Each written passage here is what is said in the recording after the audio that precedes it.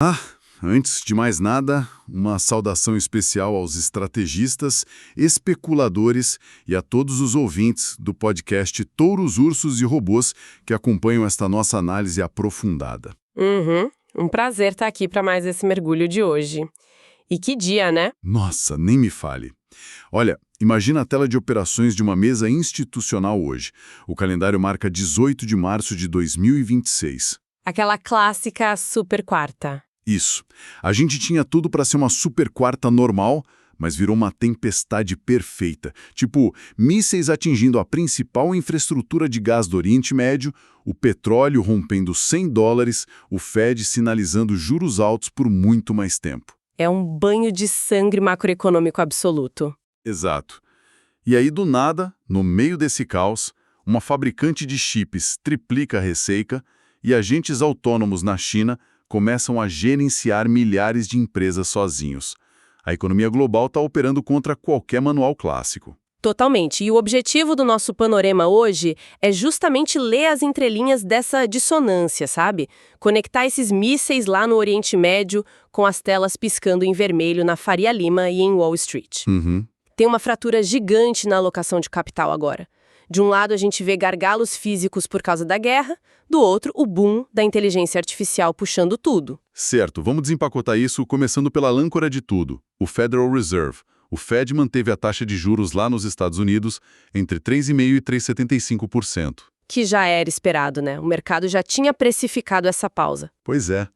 Mas o que assustou foi a votação de 11-1. O Stephen Miran foi o único dissidente pedindo corte. Só que o pânico real veio do famoso dot plot, o gráfico de pontos. Nossa, sim. A mediana para o final de 2026 cravou em 3,4%. Isso indica, basicamente, um único corte no ano. Vários membros do comitê simplesmente abandonaram a tese de 2 cortes. E o motivo para essa debandada é claro, a inflação que não cede. O PPI de fevereiro, que é a inflação ao produtor, veio muito quente, alta de 0,7%. E a estimativa era 0,3, né? Exato. Errar por 4 décimos no indicador antecedente obriga todo mundo a refazer as contas.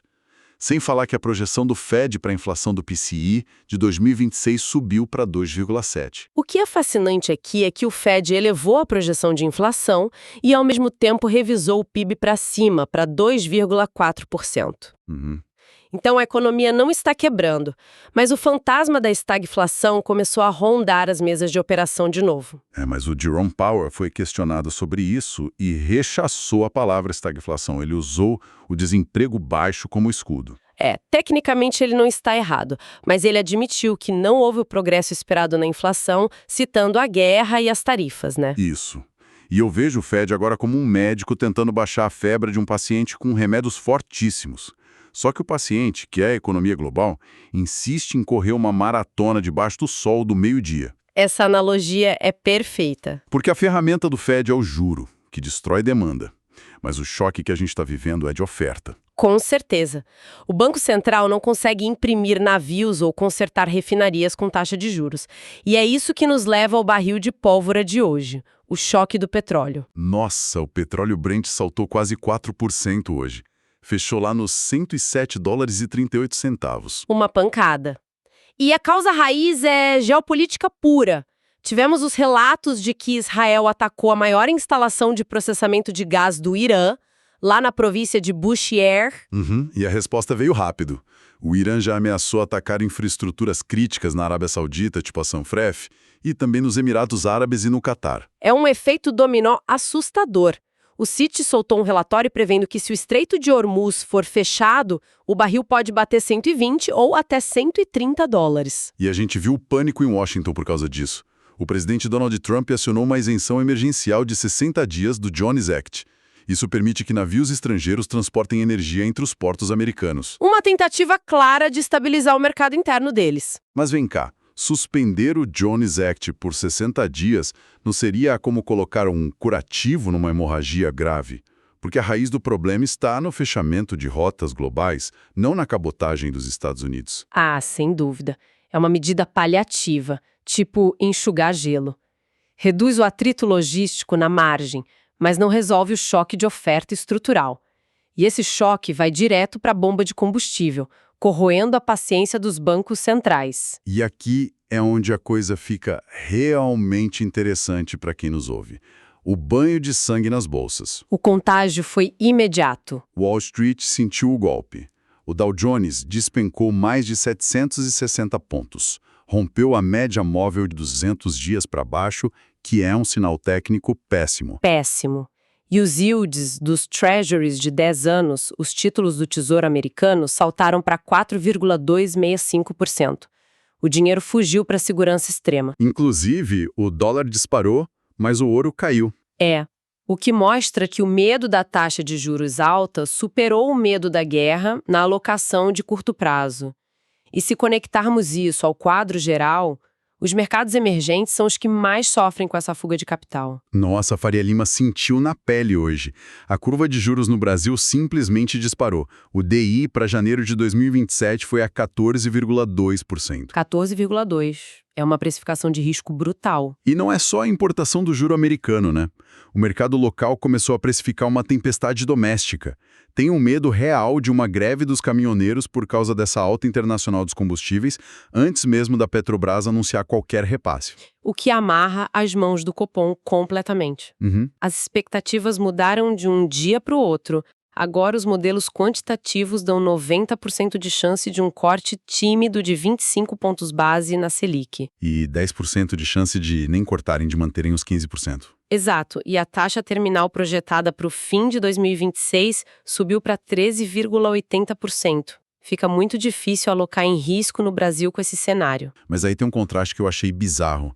Enquanto o Ocidente sangrava, o índice COSP, na Coreia do Sul, fechou com alta de 5%. Sim, um oásis. Como que a gente explica isso para o nosso público? Isso é puramente alfa gerado por regulação. O governo sul-coreano fez reformas pesadas para eliminar o chamado Korea Discount. Eles estão forçando as empresas a serem mais eficientes e a pagarem mais dividendos. Então, o capital global que fugiu do Brasil e de outros emergentes vulneráveis à inflação encontrou refúgio na Coreia do Sul. Faz todo sentido. O dinheiro sempre procura um porto seguro. Mas, às vezes, esse porto seguro não é um título público, é um setor inteiro. E falando nisso, a gente tem que entrar no oásis da tecnologia. O balanço da Micron Technology? Caramba, a Micron simplesmente desafiou a gravidade hoje. As receitas deles quase triplicaram. Bateram 23,8 bilhões de dólares. A estimativa era de 20 bilhões. E a ação já acumula 62% de alta no ano.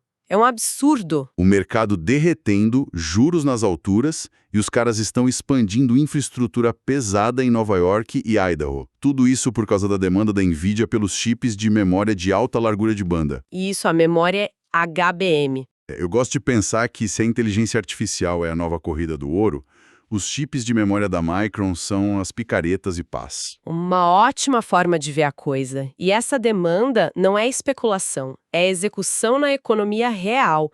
E a gente vê a prova disso acontecendo na China agora mesmo. O fenômeno do Open Claw, né? Antigo Claw Dropped. Exatamente. A febre lá agora é um conceito que eles chamam de criar uma lagosta. Raise a lobster. Isso. As pessoas estão montando as chamadas empresas de uma pessoa só, as OPCs. É basicamente um humano orquestrando o negócio, enquanto a IA roda 24 horas por dia cuidando do marketing, do financeiro, falando com o fornecedor. É como ter uma sombra digital que nunca dorme e que faz todo o trabalho braçal da gestão. E gigantes como a Tencent e o Baidu estão promovendo isso em massa para as pequenas empresas. Mesmo com o governo chinês limitando o uso em setores mais sensíveis, tipo finanças, o uso no varejo explodiu. Nossa. E isso levanta uma questão importante para os estrategistas. Pode essa hiperprodutividade da IA atuar como uma força deflacionária global? Uma força deflacionária forte o suficiente para anular a inflação gerada pelo choque do petróleo? Esse é o grande debate. É o silício contra o barril de petróleo. De um lado, você tem a IA reduzindo o custo operacional das empresas a quase zero em alguns departamentos. Do outro, você tem mísseis encarecendo o frete marítimo global. É um cabo de guerra insano. Então, o que tudo isso significa? Qual é o grande resumo da ópera para os especuladores e alocadores? Olha, significa que não dá mais para olhar para uma única variável. O mercado atual quebrou as correlações antigas. Exato. Tem que olhar ao mesmo tempo para os mísseis no Oriente Médio, para a ameaça de greve na bomba de combustível aqui no Brasil e para a construção de data centers nos Estados Unidos e na Ásia. É um xadrez tridimensional operando em tempo real.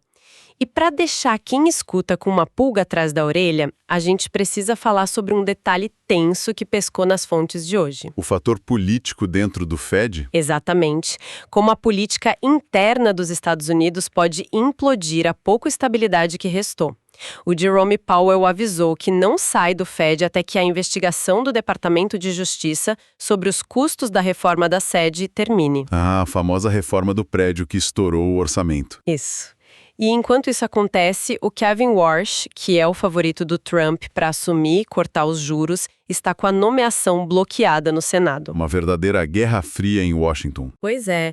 E a reflexão que fica é a seguinte: se a inflação sair totalmente do controle, com o petróleo a $120, o Fed vai ter a independência necessária para subir os juros se precisar. Nossa, a pressão política vai forçar um erro histórico de política monetária. Exato. É algo crucial para os especuladores monitorarem nas próximas semanas. A credibilidade do dólar pode estar em jogo. Com certeza. Bom, é muita coisa para digerir. Esse é o momento de encorajar quem nos ouve a manter o pensamento crítico e continuar buscando essas conexões improváveis nos mercados. A nossa análise aprofundada de hoje fica por aqui. Foi um prazer, fiquem de olho nas telas, porque amanhã tem mais. É isso aí. Bons negócios e até o nosso próximo panorama.